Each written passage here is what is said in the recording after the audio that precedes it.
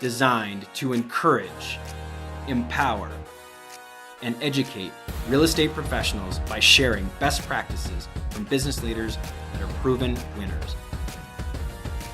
I'm your host, Kyle Malnati, and this is Calibrate Real Estate. Broadcasting from the Mile High City, thank you for tuning in to the Calibrate Real Estate Podcast. As you know, we're on Apple iTunes, Apple Podcasts, Spotify, YouTube. We're everywhere, baby. Today, my guest is buddy Ashton Ernst.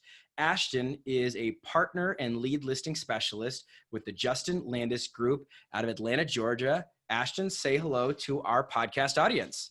Hello. Well, thanks so much for being here today. This is episode 93. Holy cow, we're closing in on 100 episodes. And Ashton and I got together on this podcast recording because we're both 30 under 30s. She's class of 2017, which means I'm older than her. And thank you so much for joining us today. We were having a conversation as we were prepping about your listing process and that you really provide a seamless process for obtaining a lot of listings, a huge listing specialist. Ashton shared with me that she has done over 200 listing presentations in the last year, specifically 228. How in the world do you do that and keep your mind, girl? Very carefully. Yeah. So we do have a great listing process, and, you know, it really starts for me, it starts with preparing to win the listing, right?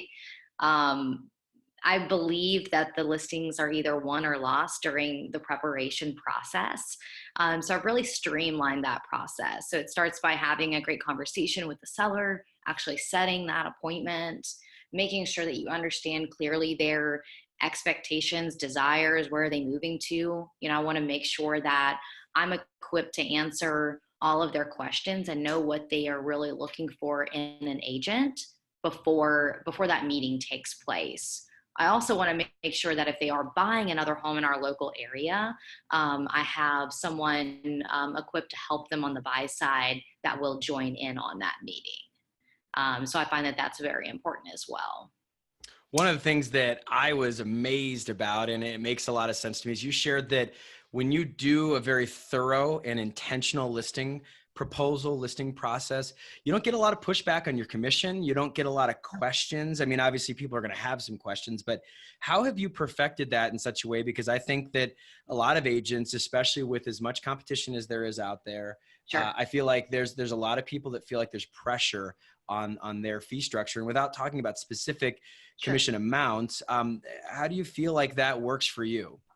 Yeah. So, you know, by following, like you said, a very systematic and streamlined process, I found that the questions are limited because we've went through everything from start to finish. We went through their home. We've talked about the great things. We've talked about the things that they need to do.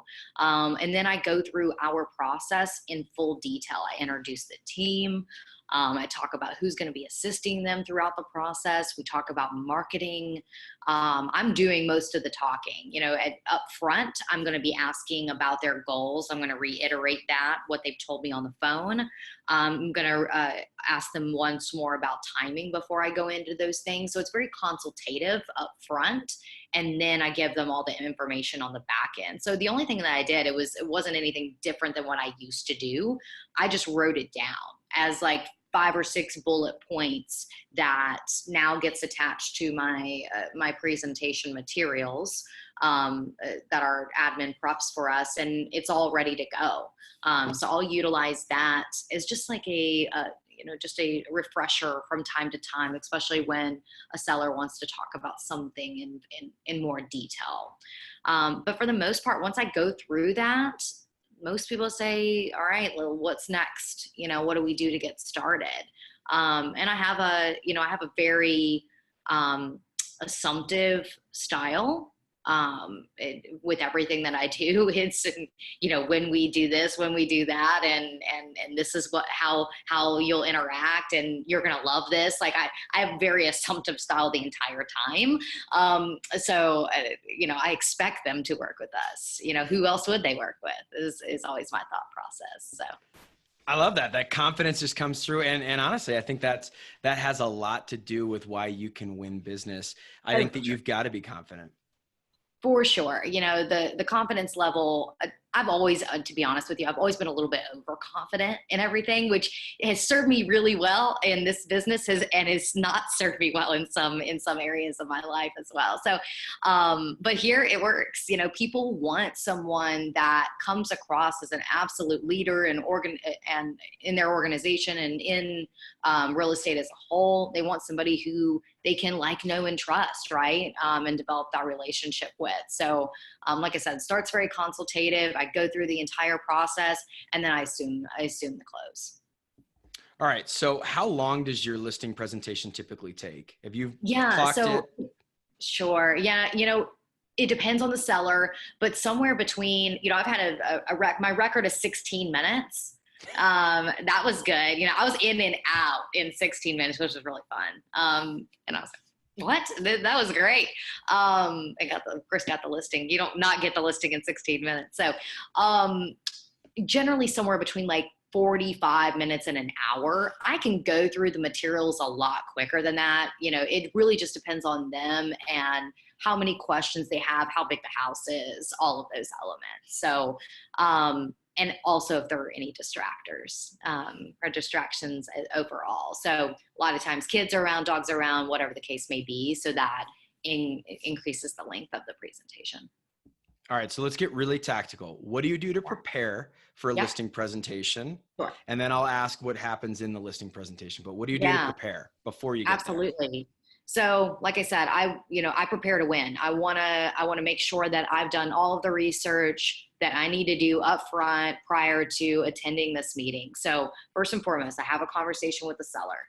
I ask about their goals. I want to know where they're going, when they need to be there, why they're moving. I want some details about the house. That's an opportunity for me to build a rapport with them, compliment them on what they've done to their home. I want to start engaging with them and building rapport as quickly as possible, especially if I don't already know these folks. So I'm going to set that appointment. And then at that point, I'm going to start my research process. So I'm going to look first. The first thing I'm going to do, if it's not somebody we've worked with in the past, I'm going to look their home up. You know, I'm going to see what I can find about their home. I always do, not that we're ever going to use this as a benchmark for price. However, I know that they're looking at it. So I look at their estimates, like there's estimates or their Redfin or whatever it is. And I'll notate those because I know that they're going to say something about it. So I don't want to be thrown off guard from what they're seeing. Generally speaking, I've already asked them what they want to sell their home for during that call. So they, a lot of times will tell you. And then I know, okay, this is going to be a great house or this is not going to be a good situation, whatever the case may be. I know where I fall. So I'll start the research on the property. And that really is the bulk of what I do to prepare. I want to make sure we sell a lot of historic homes. So no two homes are alike, but we sell the majority of the homes in that pocket. So a lot of times I've driven by it or know somebody that knows them. I'll even call people that know them, you know, or that I think might know them, and really just get information about the house at that point. So I will also, if I don't know the market really, really well, I will preview properties on my way to the listing appointment so that I can say that I've been in those homes. That's a great way to differentiate yourself because a lot of the agents that might be coming through the door that you're competing with have never been in any of those properties before. And they're saying, oh, this house down the street is better than yours. Well, I've been in it. It's not. We just toured it. And that's a great way to just say that, you know, hey, I'm the expert here. I also will pull, of course, active, pending, and sold data. I also want to pull the price per square foot. I want to have, we work with a lot of data-driven people. Justin, my business partner, is a Georgia Tech grad. They're all about the numbers. So you've got to be able, and most salespeople are not about the numbers, but most people that we interact with are about the numbers. So I really aim to have a very statistical approach that will cater to both my creatives as well as the data-driven people. And then one final thing that I'll do is if the property has traded in recent years and they notated that they haven't done much to it, I will pull the Case-Shiller index. And I want to see the difference between what the market was then and what the market is now. That's really helped me price properties that are trading quickly after their initial sell. So if they're selling again in less than 2 years, I feel like that's been really helpful for me to price. So I'm going to take all of those things together. I'm going to know what the average days on market is for the properties that have sold. And then I'm going to have all of those materials ready. I do everything is a conversation. I have one piece of paper outside of my listing agenda, and I even fold my listing agenda over and I write on the back of it. So I'm very low tech with my approach, but I find that when I'm not fiddling with an iPad or whatever the case may be, I can look them in the eye and talk to them about the process. Like, I want to be their friend. Like, I want to have a conversation with them and build that rapport versus trying to show them something. So therefore, I do not leave anything. Well, I leave something behind, but I never open it. So it stays with me. And once I got the listing, here's more information about the process. I'm going to be back in touch with X, X, and X, and then we take it from there. So that's how I prepare. For the skeptical, maybe older part of our audience, you're listening to two millennials that use pen and paper. I barely squeaked into the millennial generation. I'm about as old as you can be to be a millennial, but I love that because it's low tech. It's very respectful. You know, a lot of your clients, especially if they're owning historic homes in a highly desirable area, you're probably younger than a lot of your clients are. And I think that it's really, really smart of you, Ashton, to make sure that you're focused, you're dialed in, there's nothing, no notifications that are bothering you, and you're just keeping it low tech and very simple. The other thing I really liked is for the agent that's maybe on the younger end, that's a little bit just frankly not sure of themselves, you went right out and you just asked the client, what do you think your house is worth? Because you've done all the research. And that's one of the biggest strategies I've used in my listing presentations is I turn the proposal over, you know, it's usually a bound paper packet. And I turn it over and just say, hey, I've already put my number in here. It's not a surprise. I can't change it. It's not, you know, some sort of weird, funny thing that we're doing. What do you think it's worth? And I've had some amazing discussions. Sometimes it's a little awkward because they're way high. Yep. But what have you learned about that process, about that question? You know, it's actually been a cool banter back and forth a lot of times because I usually will make some type of joke of it. So, well, they'll be like, well, what do you think it's good? First, I ask it on the call before I even go to the appointment. So a lot of times I know, a lot of times they'll say, hey, you know, we really don't know. And they're honest about that. Or we're waiting for you to tell us, right? And I'm like, okay, perfect. You know, and then I know what they want to talk about when we meet. And I'll even ask, you know, what are you looking for in a real estate professional? You know, what's most important to you about this process?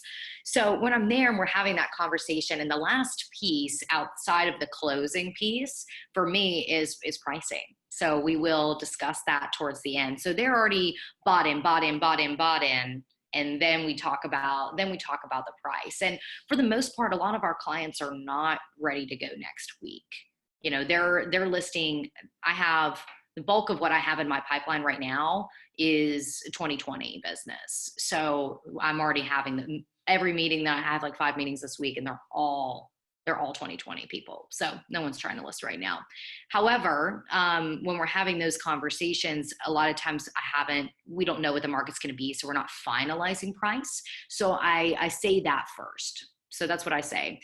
So, you know, of course, you've got a few months before we're actually going to be listing, and we'll want to finalize our listing price just before we actually head to the market. And that makes sure that we can take into consideration all the most recent market data and the market pulse, most importantly.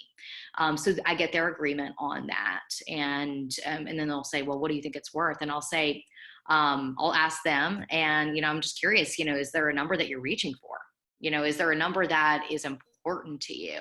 And they'll say whatever they say at that point, and I'll generally make a joke of it, and I'll say, well, you know, I was thinking 1 or 2 million on like a $200,000 house. And then it just breaks the ice, and then we'll talk about the approach. So before I do anything else, I talk about the approach. We have 3 opportunities with pricing. We can test the market, We can price it right, or we can price it aggressive. And I talk to them about each of those options and what they are doing in our marketplace and which one works best in our marketplace. Right now, testing the market doesn't, but I'll go back to, I'll give them a reference of a time a few years ago where it did, where we could list everything above the last sale. And now I'm talking about, hey, the price it right number is we're listing as high as we possibly can without negatively impacting the amount of showings, the offers, or the results that we see. So I talk to them about those approaches in detail, and then ask them on which end of the spectrum do they want to be. So Gosh, I I love found that. that worked pretty well. I love that. And it's very, I mean, there's part of it that's very obvious. Mm-hmm. There's another part of it that's like, holy cow, do you want to price this aggressively? On the low end, is it 95 to 97%? And that's kind of the way I position it. 95 to 97% of what we think the sale price might be. Do we want to price it right? Mm-hmm. Or do we want to, what was the first one that you said? Test the market. Test the market. Yeah. A lot of times I hear people shoot for the moon or whatever, but test the market, price it right, or price it aggressively. And you start to see a motivation. You give them 3 options. So you kind of just paint them to what works best for you. I'm not going to tell you what you should do. I'm going to try to figure out what your perspective is. You figure out their timeline. And the thing that I love is, this will date our podcast a little bit, but we're recording in the fall, and all of your consults are for 2020 listing appointments. And I love that, because I'm telling my agents that too. I'm like, now is the time that you get your February, your March, your April production. And that's hard for people to think about. I want people to call me right now. One of the lines that everybody's probably sick of hearing me say at this point is, it's never too soon to start. People, this is the time of year. Think about like September 2nd, I think was the date, like that's Labor Day. And that next day, that is the day, in my opinion, that everybody is thinking about making a move. If they're going to do it in the fall, they've thought about making the move that day. So I expect to hear from them and ramp up my lead generation during that week. After that, September tends to be a pretty slow month for us in this market as far as new business for the fall goes. In the last week, I've had several consults for people who will list and sell this year, but for the most part, that business is done. We're already operating in 2020 at this point. So I want to start building, because, it's important to build that pipeline in advance.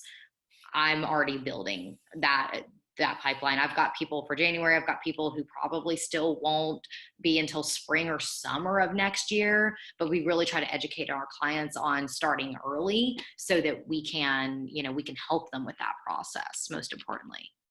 All right, Ashton, you just talked about lead generation. And for those that are out there that are like, okay, I can see Ashton on YouTube. She's confident. She's successful.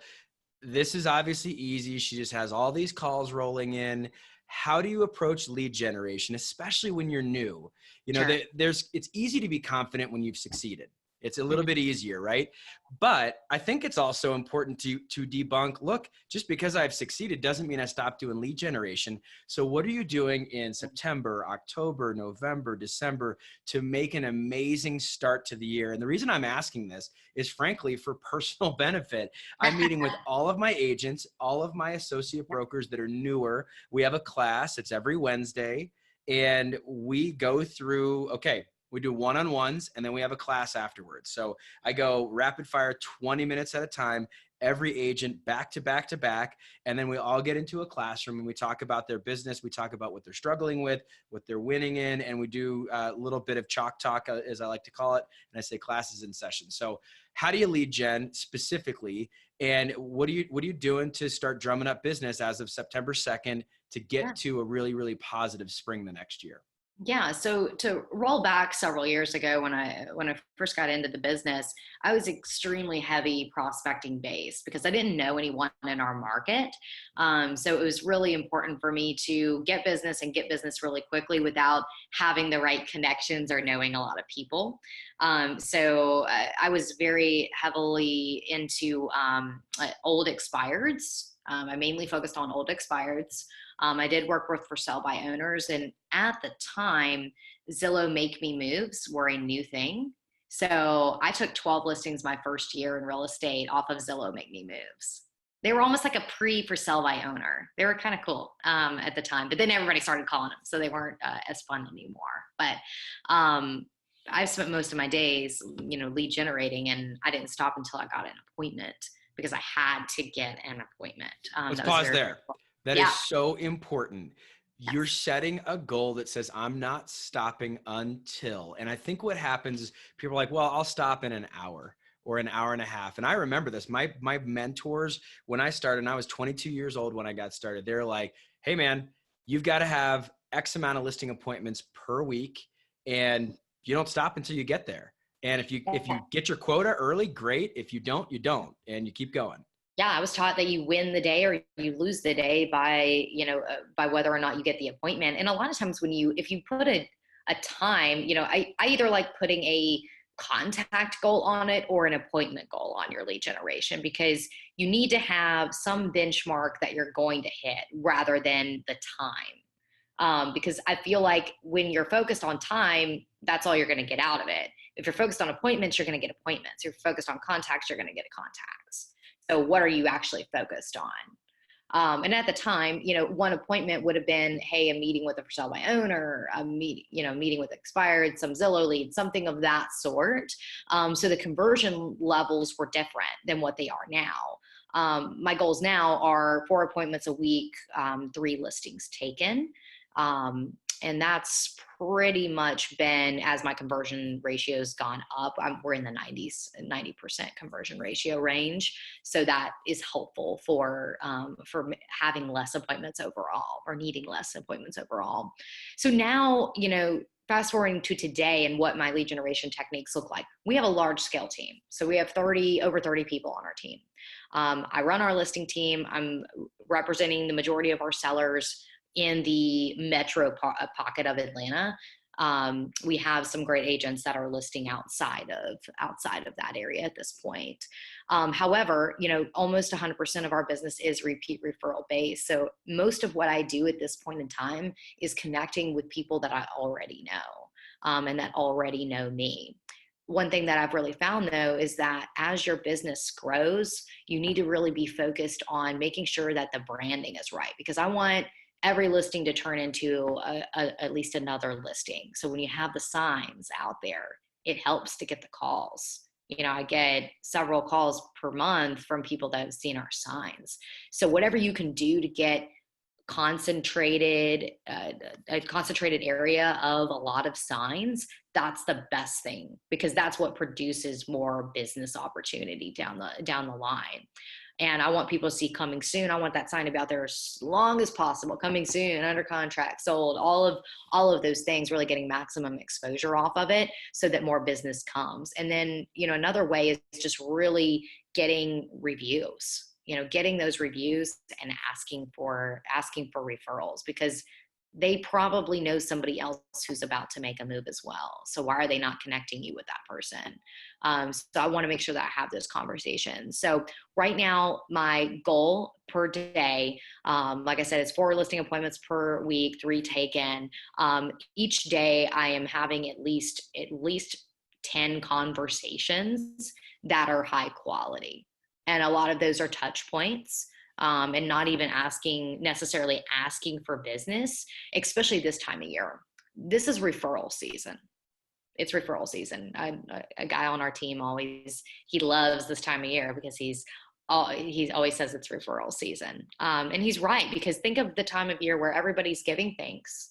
They are seeing people. They're more social this time of year than they are, and through the end of the year, than they will be the rest of the year. So I know I personally attend more things this time of year than I will the entire year, to be honest. So from that perspective, the more conversations that you can have, the better off you're going to be. The more parties you attend, the better off you're going to be.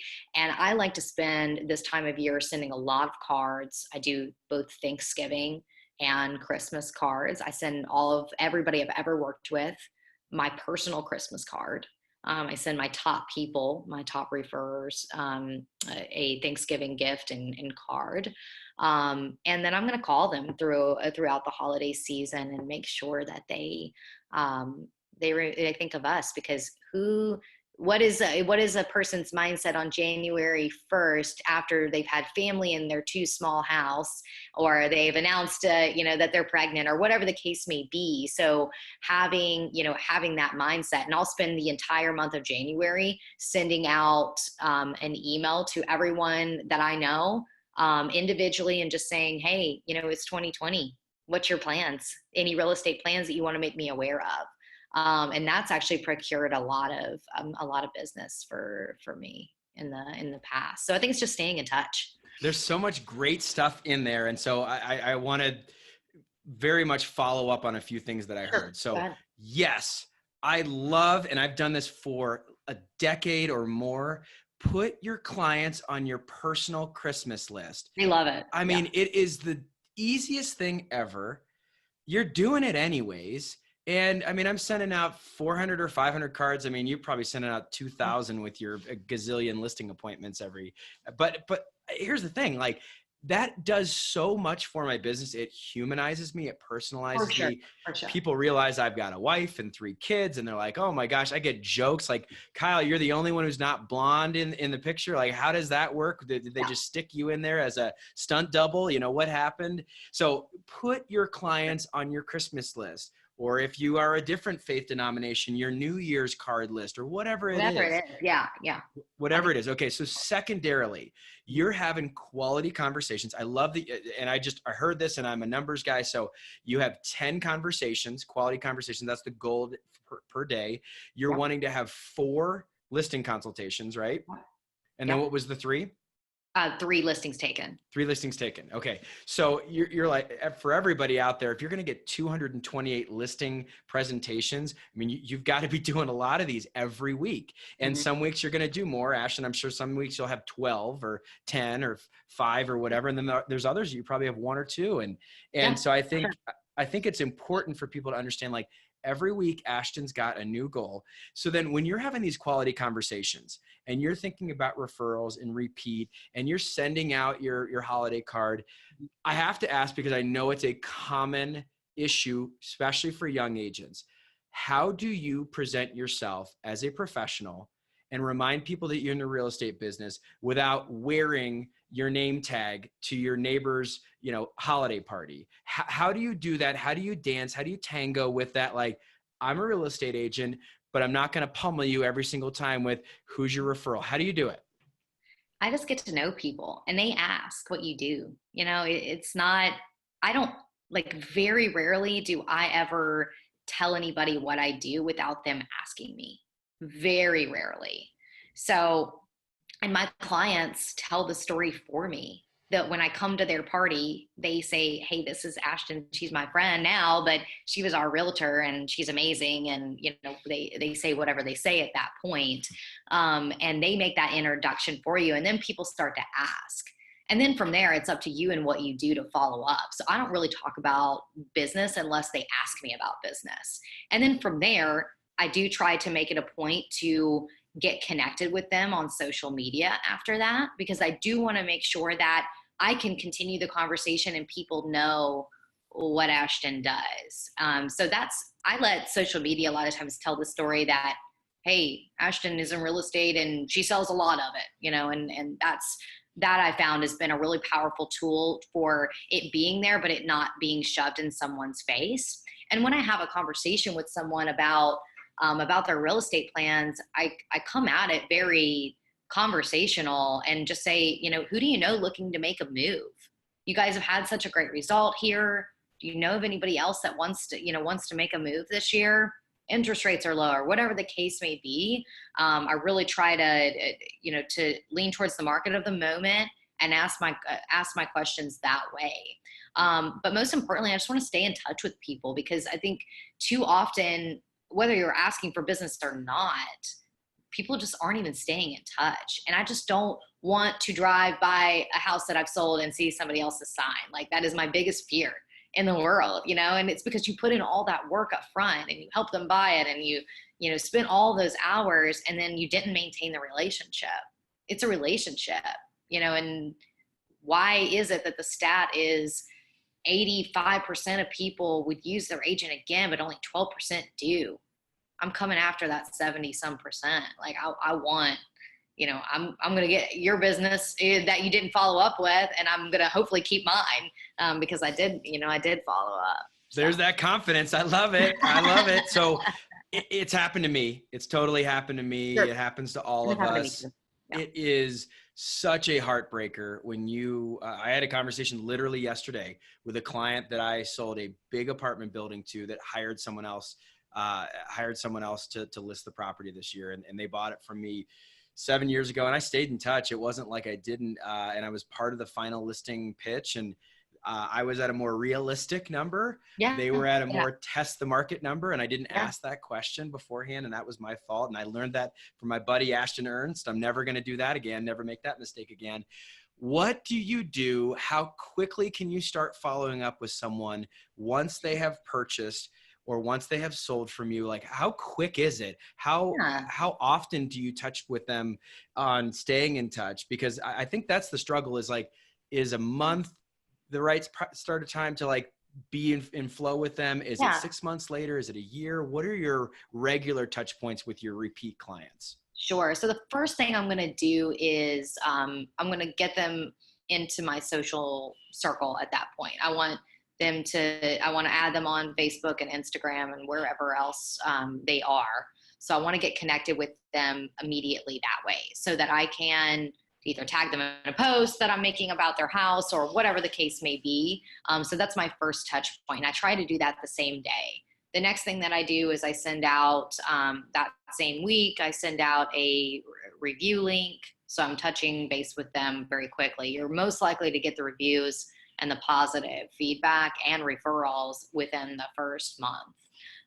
The next thing that I'll do is I like to touch base with, especially buyers. I like to touch base with buyers at least a week in. Everything okay in the house? Everything going okay? Need anything? Because a lot of times weird things come up when they first move in, right? And they have questions. So I want to touch base with them around that time. And then we have our transaction team actually puts into our calendar touch points throughout the first year. So 1 month, 3 months, 6 months, and a year. So we do try to have at least reminders about that to our clients, which I think is really, or to our agents, which is really helpful for them in remembering to follow up. I also just keep, we keep a log as a team of everything that we sell, but I've started keeping a log myself. And I found that to be really helpful because I don't want to say I lost, but I have probably 150 closings that are not easily accounted for over the years, where I know that I sold these houses, but I'm having a hard time finding all of the data that comes with that. So I don't want that to happen again to me, because that's 150 people that aren't getting that Christmas card right now. It's important. So find it's just easier, have your own records, keep track of those things, and just make sure that, you are hitting at least a few touch points throughout the year. We do 2 big events for our clients every year. We're about to have one in a couple of weeks, our pumpkin patch. And yeah, we're going to shut down the street now for the pumpkin patch. We actually have it at Justin's house, and we invite all the neighbors too. So it's a community event as well as a big client appreciation event. And then we do something in the spring as well. We find this good. That's so cool. Okay. So I think for a lot of people, they're going to they're Justin and Ashton, they've got this 30-person team, and they have all this support and all this technology and all these systems. How do you do that if you're the person who is one person? And you were probably there at one point. Yeah. I know you've coached some people who are probably there at one point. Yeah. If you're focusing on one thing that you're trying to do to have a repeat and referral business, what would you suggest if someone just needs to take that baby step?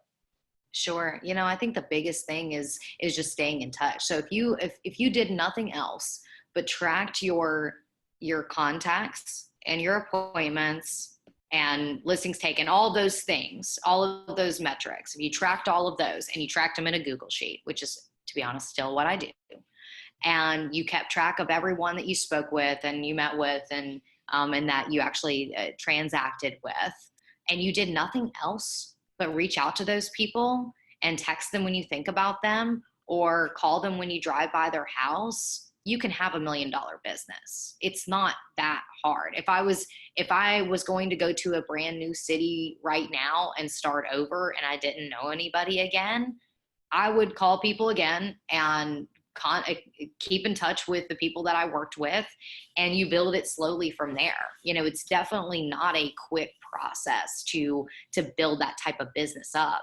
Before Justin, Jared, and I merged our businesses, Justin had been in business for 10 years, it was different. Right. So, and he started before the crash and did, he had a We Buy Ugly Houses franchise. So he was a different element or side of the business at that point. But all he did was he started his business by having 5 meetings per week. And that's just like this, like having 5 coffees or lunches per week. And he did it for a year and never had to do it again because he had built it up, and really had just had conversations with people that he hadn't connected with in the past. So, or hadn't connected with in a long time. So I think the easiest thing is just to get in front of people, and track what you're doing. Ashton, this has been an amazing discussion about listings. And I want to ask you a couple of questions before we end that I ask everybody. So yeah. I know from our prep that you got started in the real estate game when you were 18.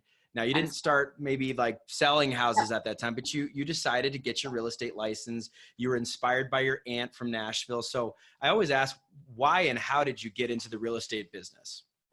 Yeah. So, like I said before, my aunt is a broker in the Nashville market or just outside of Nashville. And, she always has been as far as I can remember. And she's always been really successful. And I honestly admired that and wanted, I actually spoke about her in my 30 under 30 interview as well. And, she was inspirational to my family and to me. And, that was really what I wanted to emulate. So that's what sparked the interest to do it overall. But when we moved to Atlanta, like I said, I got my real estate license in West Virginia, where I'm originally from, the summer between high school and college. And we moved to Atlanta and I didn't know anybody. It took us a while to get our feet wet.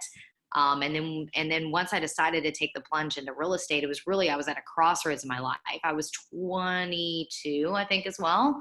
And I was at a point where I knew that I wanted to do something entrepreneurial. I lacked a focus of where that could be. I was working at a full-time job at a copier company and definitely wasn't fulfilled. It was steady, but I wasn't fulfilled. And then I was working as a personal trainer and a group fitness instructor on the side. So I was, working all the time. And believe it or not, I thought I'd work less in real estate.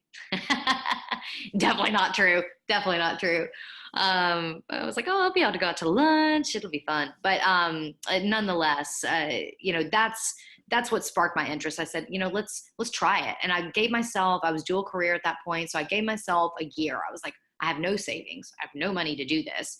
So let me just continue doing what I'm doing, pay my bills, and then I will save everything that I make from real estate. So I just started making connections, started working with the people that I knew from the gym. That was a big source of business for me.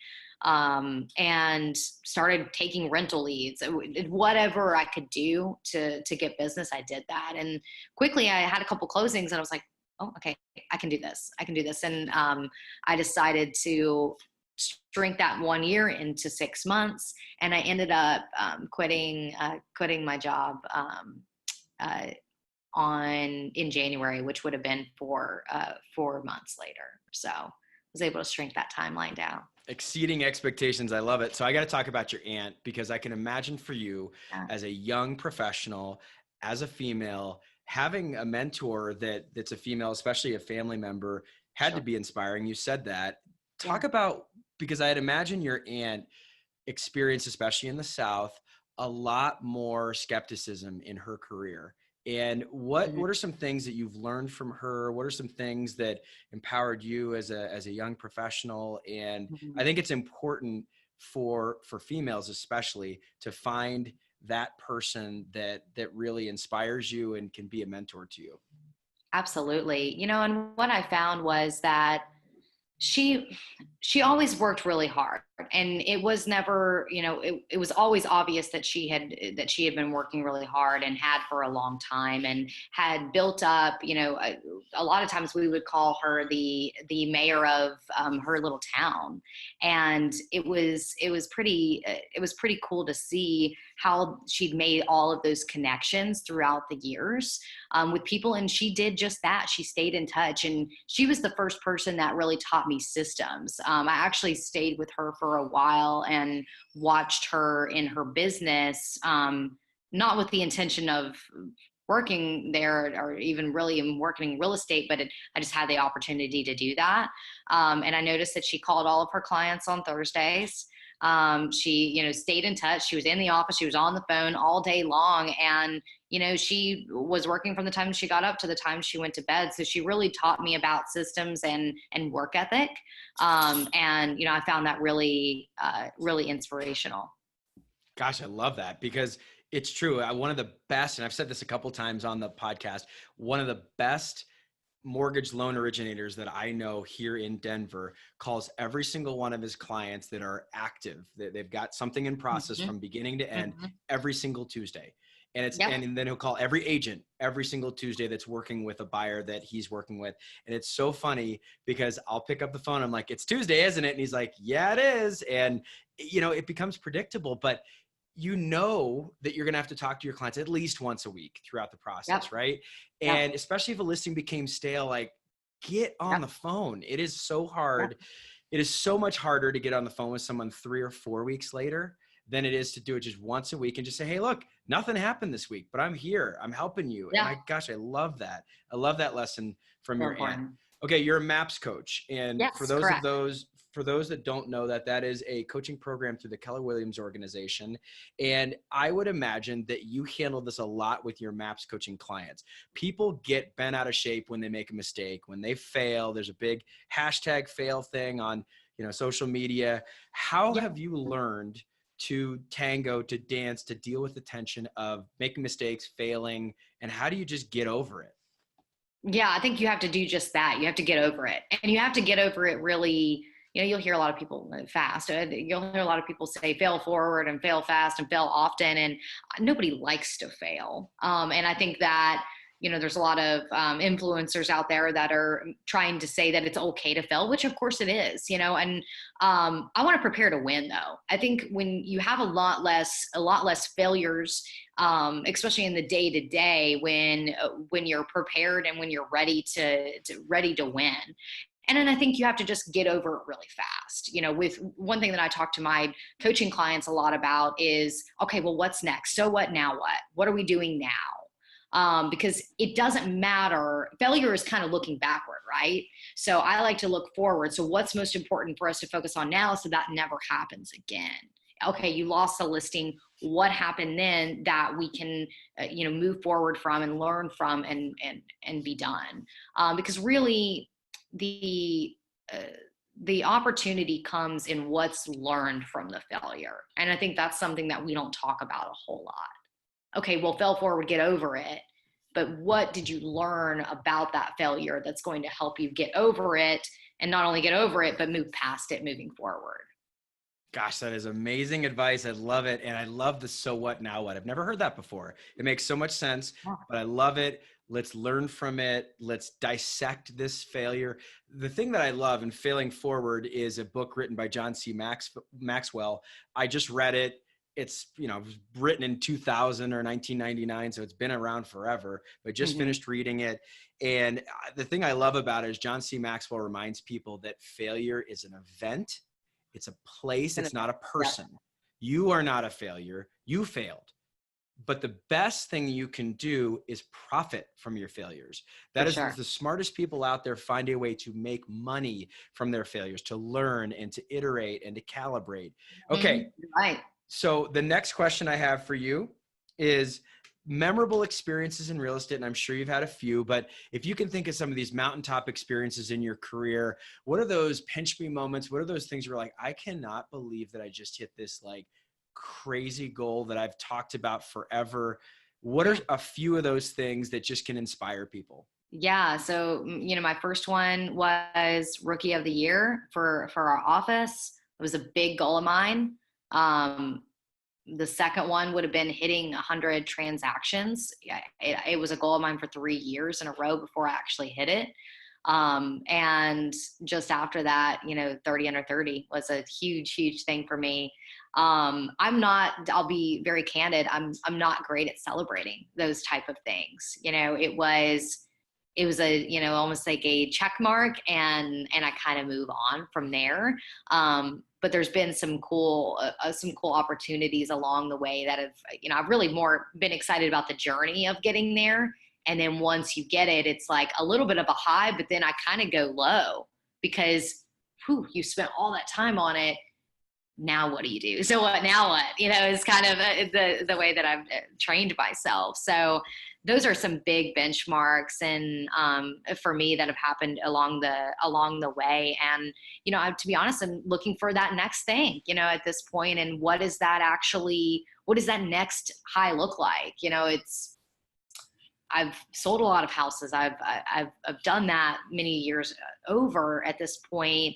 And I'm excited in this phase that I'm in right now of learning what is going to be that next thing. All right, I'm going to challenge you. I'm going to do it right on our podcast, and everybody knows, Kyle's going for it here. Okay, so I've had multiple conversations with 30 under 30s that have gotten to this point. And as a MAPS coach, you'll probably appreciate this.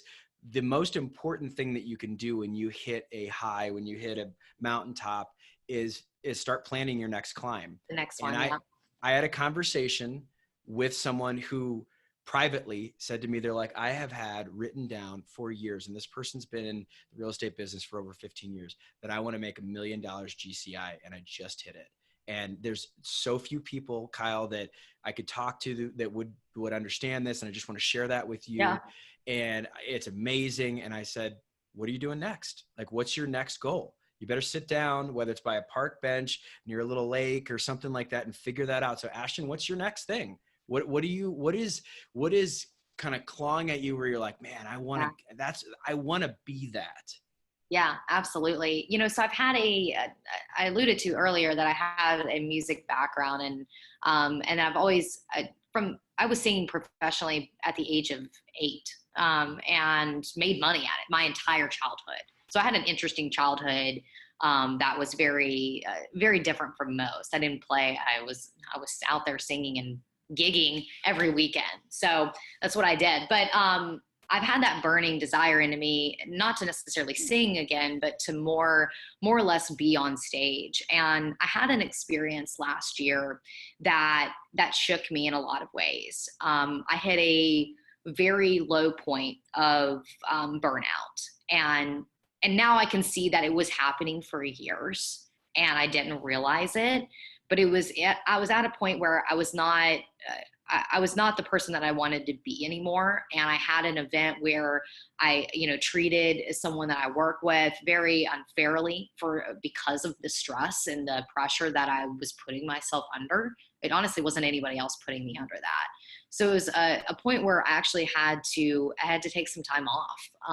And I took a month out of the business, and at that point, it was I didn't want to do it. I didn't want to do it, but it ended up being a really good thing for me. And at this point, I found that I want to help other people get from that point to a good place in their life. So that's when I really ramped up into coaching, for one. And to piggyback off of that, I want to have a platform where I can go out and speak with people and help them get past that, from a burnout to a breakthrough. And that's my next thing. Gosh, I love that. And I know you're going to do it. And I think that your singing element is going to have a way of touching people that's going to be beautiful and melodic, and I can see that happening. I can see you from stage coaching and helping, and burnout. I love this, but one of my favorite thought leaders is a guy named Dave Ramsey, and he Yes. famously will say, hey, you can't burn out if you weren't on fire in the first place. And That's so true. some of the things that it. happen is it's like, hey, you got to be pushing something up that hill to burn out. And it happens. We all lose sight of what we're really doing, what we're trying to accomplish. And I think that the fact that you said, hey, I'm going to sit by still waters here. I'm going to take a moment to really understand why I'm doing what I'm doing. Yep. And understand how I may have hurt someone. I think the biggest failures in my career have been personal with people, and I'm driving hard toward an objective, and I forget that there's people in the business, and it's hard. It really is. And I appreciate you sharing that. Okay. Final question. Everybody knows, Ashton, that this is my final question. It's the advice you wish you knew when you were 22. Comes from a song called Dear Younger Me. And I've dubbed that the advice you wish you knew when you were 22. That's not in the song. Yeah. But the idea is you're writing yourself a letter. You had mentioned, 22 is about when you got your brokerage career started. It's when I got my brokerage career started. What's the advice you wish you knew when you were 22? Yeah. I wish I would have trusted the process, because I was very antsy. And I think a lot of people are I've got to get ramped up. I've got to do all these things. And you let a lot of these outside influences get in. And I wish I would have known that I just needed to trust the process and give it time so that I could enjoy that journey. The first year, I did not enjoy the journey at all. I was just doing everything I could to stay alive and survive. And I think one thing that propelled me is I had no plan B. I really still don't. I don't have any plan Bs, really at the end of the day. So I didn't have any support system to help me financially. And, people that have that are blessed, but at the same time, I'm glad I didn't. So I just wish I would have enjoyed the journey a little bit and trusted the process that, okay, you will, if you just do these things, you will be successful. And I always had a little bit of doubt in the back of my mind that would be the case.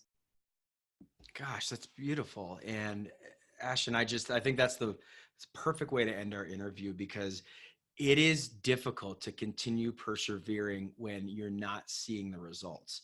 And as you know, repeat and referral business, you're planting seeds that thing might not grow for 10 years. I'm listing properties today, 15 years in, that I started talking with people about, gosh, I mean, really the first year of my career. And it's really, really hard to tell someone, well, how in the world am I going to base a business off of something that's going to sell 15 years from now? But you have to take what you can get right now. Obviously, what's on the table, take it. But realize that you're planting seeds and you're making stuff happen. And I think if you can be geographically focused, I think if you can be sphere-based focused, live in your sphere, live in your geographic farm, I think that's really important. Ashton, you're such a wonderful human. I really appreciate your time. You are a very, very busy person. I mean, for someone, and everyone's busy. I shouldn't have said that. That is one of my big pet peeves. You are a productive person. And that's the thing that I like to say, because everybody's busy and that's relative, but you are productive. To do over 200 listing appointments per year, to do the volume that you do, to work and coach a team of 30. I mean, it's just incredible. I really appreciate it. I thank you so much for your time. Thank you. And I know that people are going to be blessed by this. I know people are going to be touched by your interview. If someone wants to reach out to you, especially from a coaching standpoint, how do they get in touch with you? How do they understand how you can help them from a coaching standpoint?